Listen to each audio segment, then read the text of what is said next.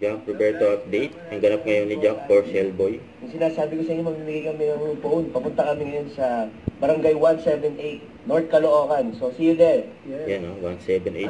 North Caloocan. Yan, dumating na nga sila. Mamimigay sila dyan ng cellphone. Mula sa Shellboy.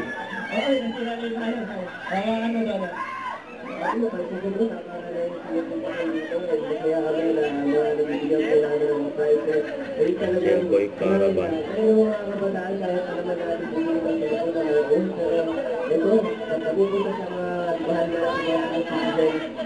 Congratulations po.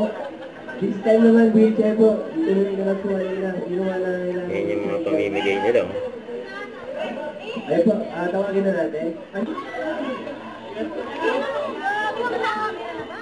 Ito sa mga nabigyan. Ganun po. Ayun po.